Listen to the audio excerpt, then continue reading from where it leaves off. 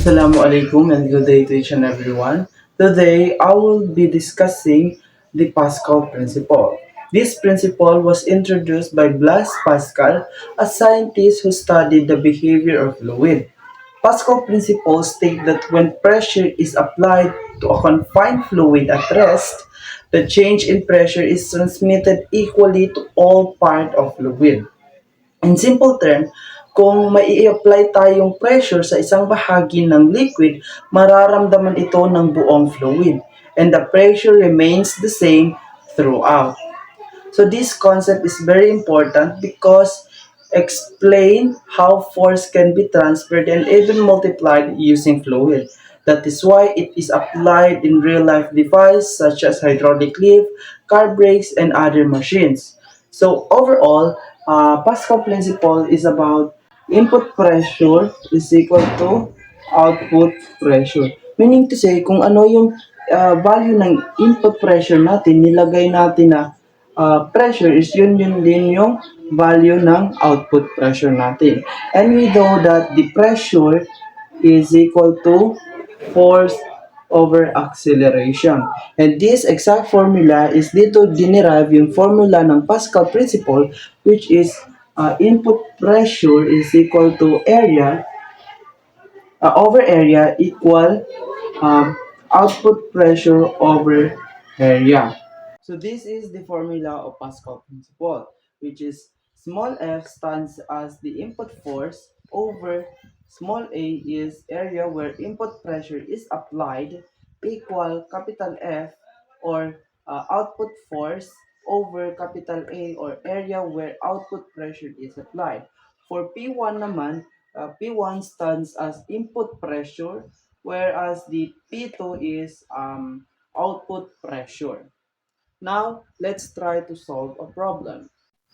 So, our problem is the radius of small piston is 5.0 centimeter, whereas the radius of the large piston is 30 centimeter. If a force of 2.0 Newton is applied to the small piston, what force will occur at the large piston? So now let's first identify the givens. First is the radius 1. Radius 1 is equal to 5.0 centimeter. Then radius 2 is equal to 300.0 centimeter. 330.0 centimeter. Then the the force is the force is 2.0 Newton. Um, the formula is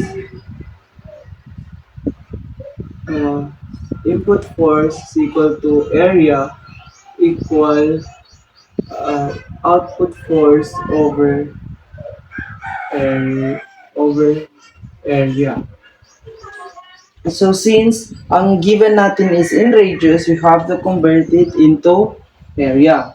So the formula for area is equal to pi radius squared.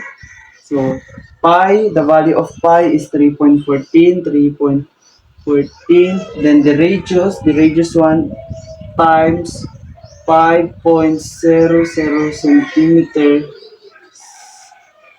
squared. Then for the radius 2 naman is same formula, pi radius squared 3.14. Then the third value of the radius 2 is 30.0 centimeter squared. So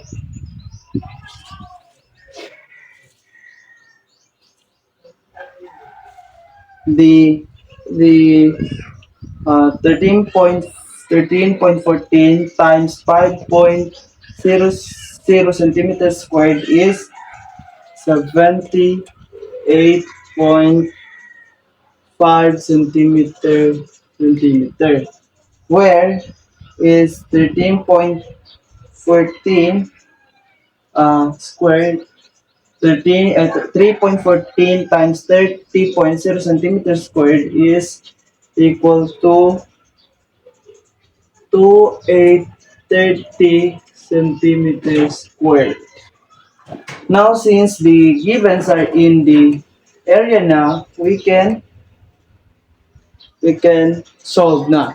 So first, since ang hinahanap natin is the large piston or the force in large piston, we have to derive the formula.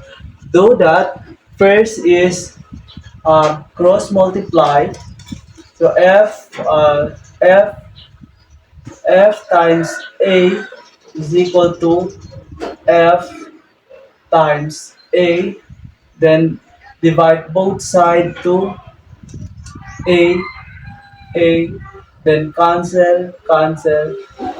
Then we can get the F is equal to F A over A.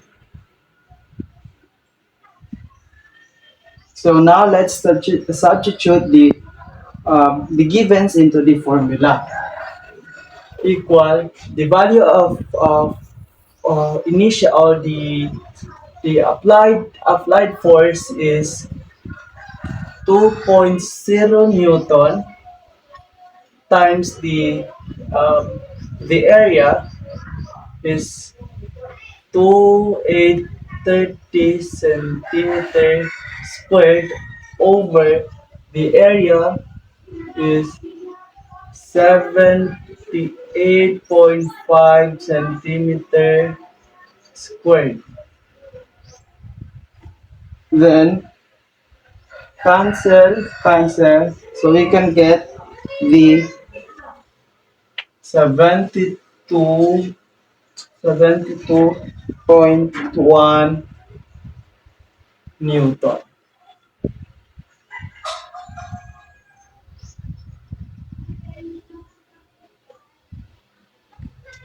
So, 2.0 Newton times 2830 centimeters squared divided by 78.5 centimeters squared is equal to 72.1 Newton.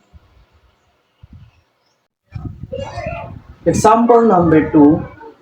A large piston moves through a distance of 2.0 centimeter. By how much the small piston be moved? So in this example, ang pag-uusapan natin is not only about the force but also work. But in physics term, work is a force that can cause movement or displacement. So to further understand the question, we have here the diagram. So let's say that this is the large piston. The large pistons move at 0.200 centimeter. The question is how much the small pistons move. So we can say that this is the displacement 1 or y1 and this is the y2 or displacement 2. So in this example, we will use the formula of area times displacement 1 equal area times displacement 2. So remember that these examples is related to the first example, which means they have same givens for the area. So the givens for the area is area 1 is 78.5 centimeter, then area 2 is 2830 centimeter. And the area 2 moves at 0.200 centimeter. So since ang hinahanap natin is the movement or the move of small piston, we have to derive the formula so we can get the displacement 1. First is, let's rewrite the formula as A is equal to displacement 1 equal to area times displacement 2. So since ang hinahanap natin is displacement 1, we have to divide both sides by area, then cancel. So magiging y1 is equal to area times displacement 2 over area. So now let's substitute the formula, the givens to the formula. The value of area 1 is 30 centimeter squared times the displacement 2 is 0.200 centimeter, then the area 1 is equal to 78.5 centimeters squared. Now, um, cancel. So, if you try to calculate the two 2,830 times 0.200 centimeter divided by 78.5 is we can get 7.1 centimeter.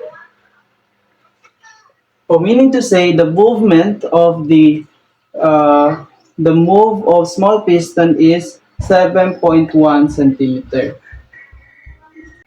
So next, I will discuss the Archimedes principle. This principle was introduced by Archimedes, a Greek scientist who studied the behavior of objects in fluid. Archimedes' principle states that the body immersed in fluid experiences an upward force equal to the weight of the fluid it displaces. In simple terms, kapag ang isang object ay inilagay sa tubig, may upward force na tumutulak dito pataas. This force is called buoyant force. If the buoyant force is equal to the weight of the object will float. But if the weight is greater than the buoyant force, the object will sink. This principle helps us understand why some objects float while others sink.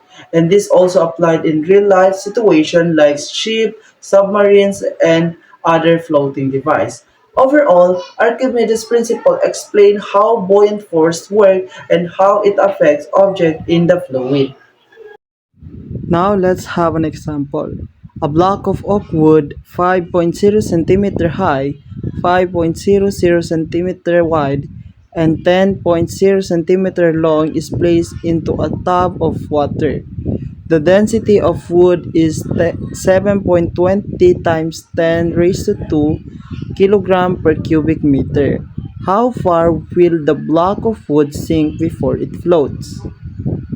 So remember that um, buoyant force is equal to the weight of the water is equal to the weight of object.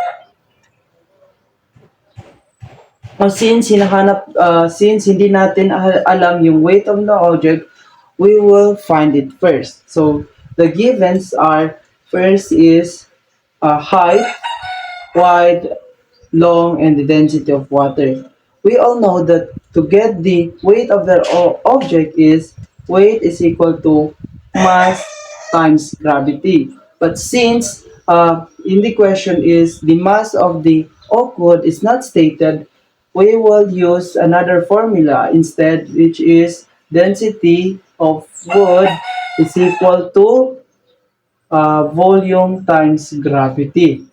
But since ang hinahanap natin is height and the volume is equal to the formula for volume is equal to area times height, we will replace the volume as area times height.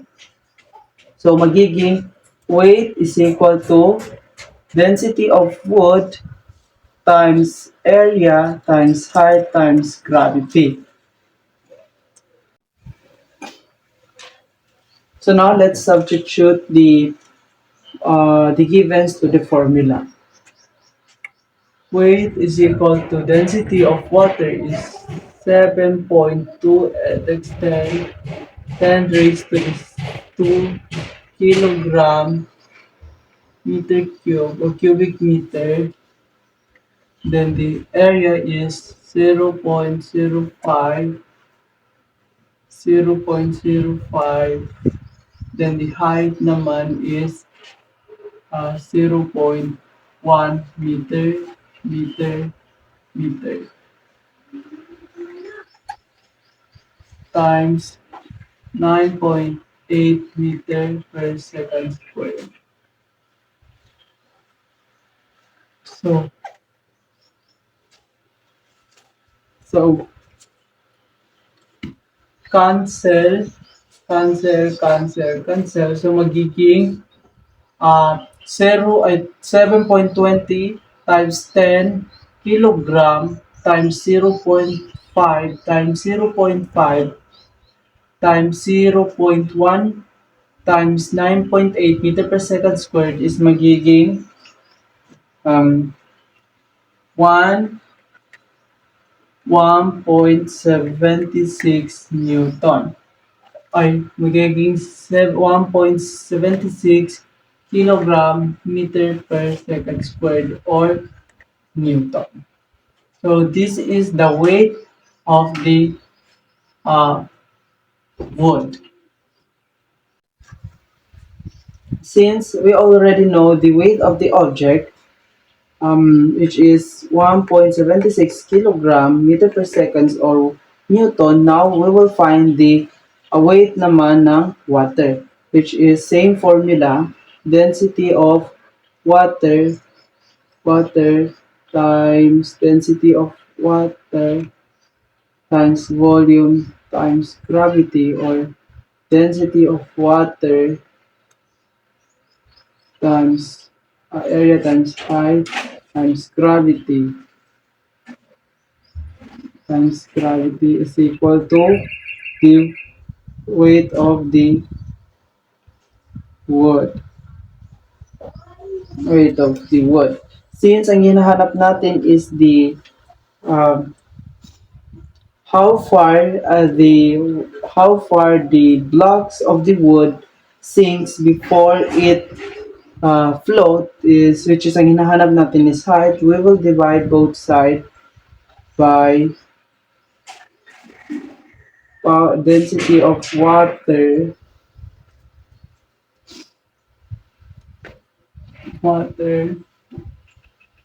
times area times gravity, density of water times area times gravity. So cancel magiging height is equal to weight of wood over density of water times area gravity. Now let's substitute the data to the formula, which is height is equal to the weight of the wood is 1.76 Newton over the density of water is 1,000 kilogram cubic cubic meter, then the area naman is times 0.05 meter, 0.05 meter, then the gravity is 9.8 meter per second squared.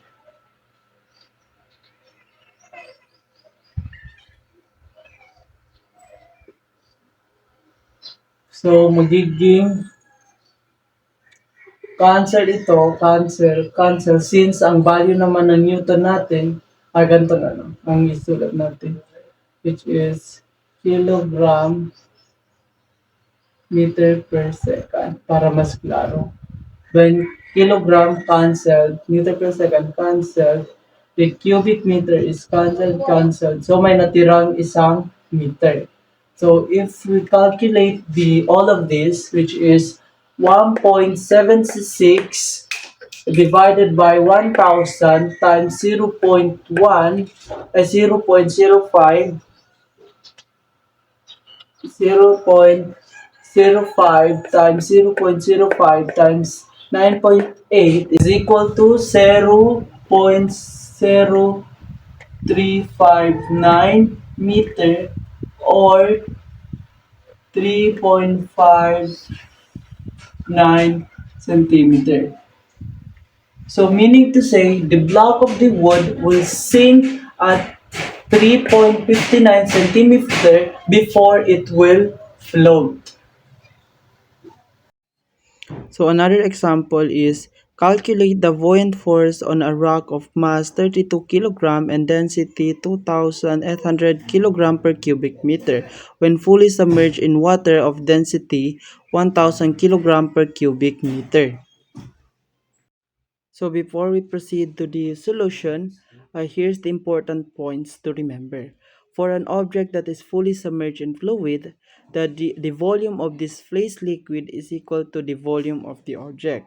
Another one is the weight of the object is equal to the buoyant force. And lastly is to get the buoyant force is equal to weight of air minus weight of the fluid. Ang first na gagawin natin is to write the givens. So, para hindi tayo malito sa mga givens is isi-separate natin yung values for the object and the value of the fluid, which is given for the rock.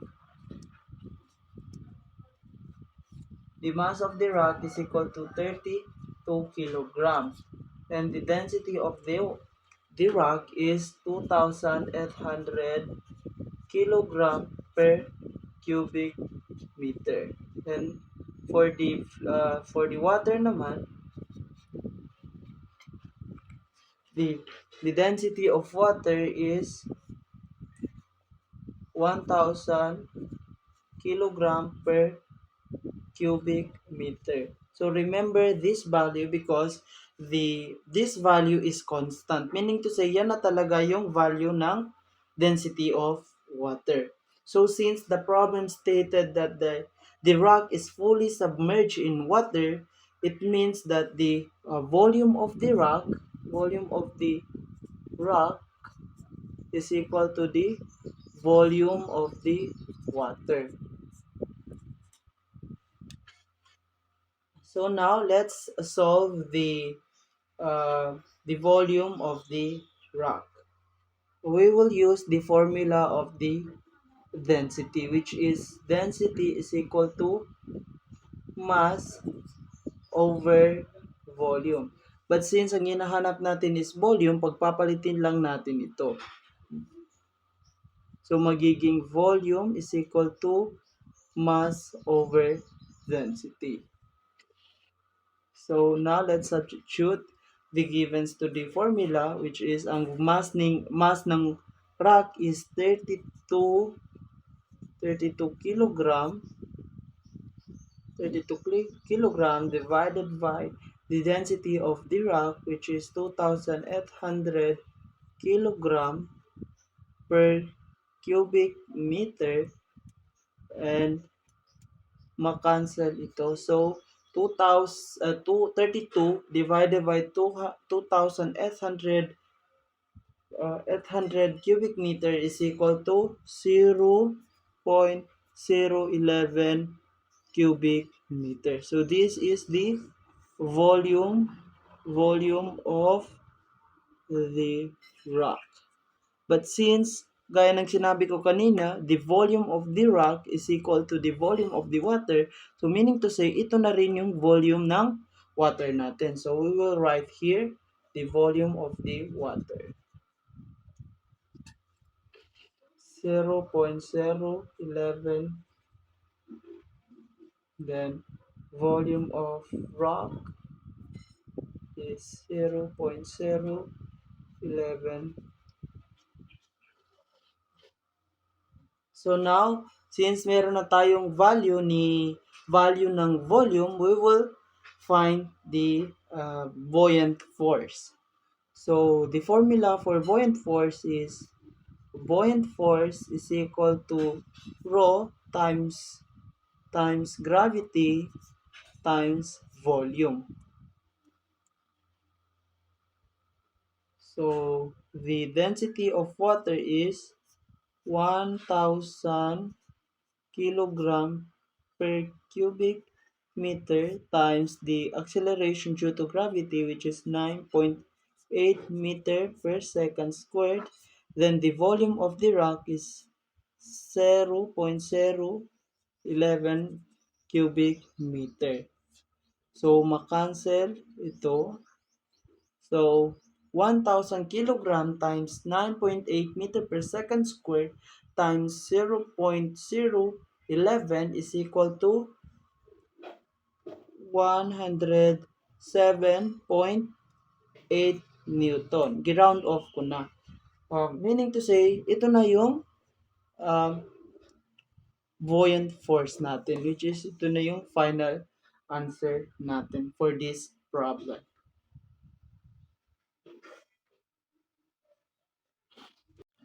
Another example is a 0.80 kilogram crown is submerged in water and its weight in water is measured to be 7.30 Newton. If the density of pure gold is 19,300 kilogram per cubic meter, using Archimedes' principle, determine if the crown is made with pure gold or not. Now, let's first write the givens. So, givens of the crown.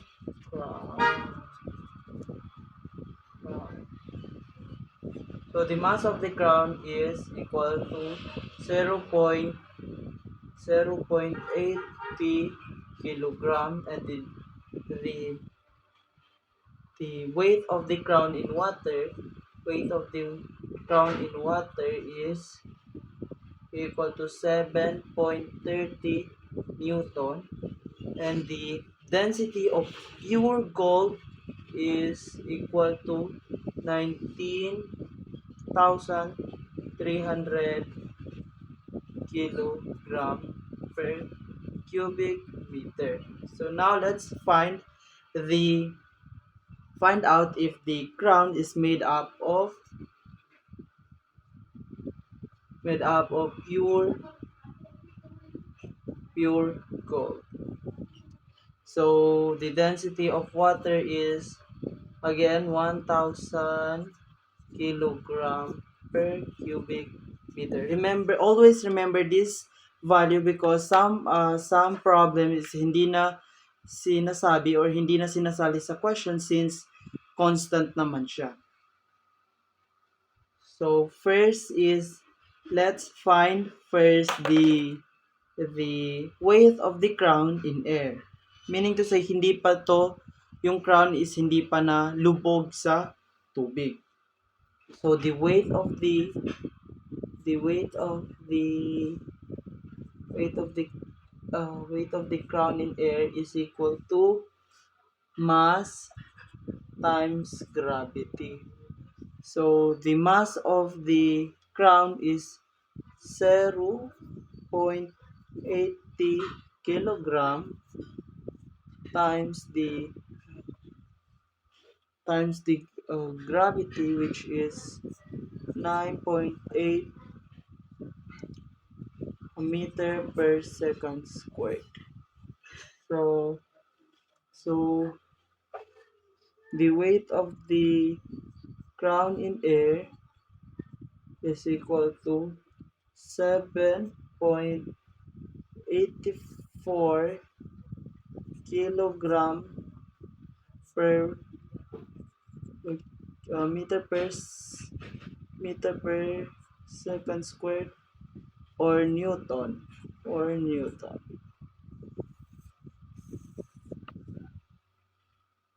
So since sinabi sa question is using Archimedes principle, we will use the buoyant force, which is buoyant force is equal to rho times gravity times volume. But there's another formula to get the value of buoyant force, which is buoyant force is equal to weight in air minus weight in water. So the weight in air of the weight of the crown in air is 7.84 Newton minus weight of the crown in water, which is 7.30 Newton. Then the buoyant force is equal to 0.50 Newton. So this is the buoyant force. This is the value of the buoyant force. So since meron na tayong value ng buoyant force, we will solve the volume of displaced liquid.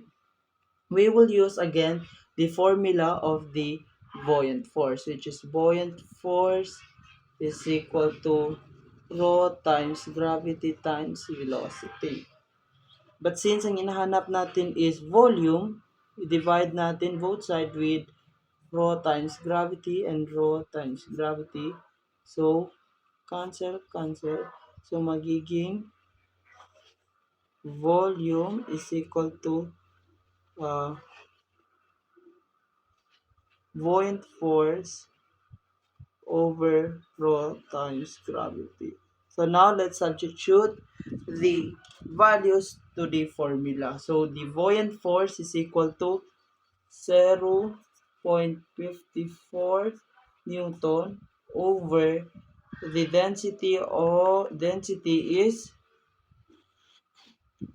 of water is 1,000 kilogram per cubic meter times the gravity, which is 9.8 meter per second squared.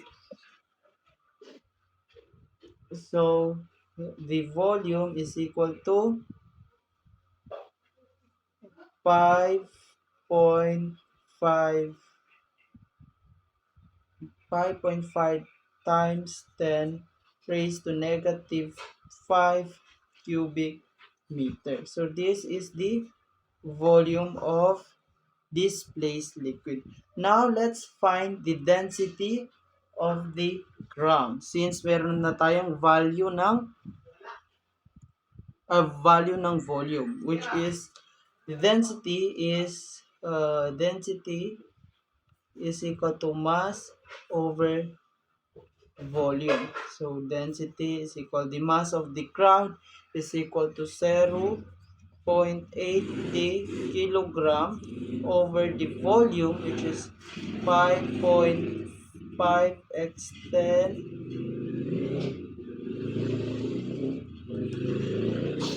Sorry, hindi pala makita. So, where's my... So, since meron na tayong value ng volume, we will find the density, which is, the formula for density is density is equal to mass over volume. So we know that the mass of the ground is 0.80 kilogram. Then divide with the volume of the ground, which is volume of displaced liquid, which is 5.5 x 10 raised to negative 4 cubic meter and cubic meter. So 0.80 kilogram times divided by 5.10 times 10 raised to negative 5 cubic meter is equal to 14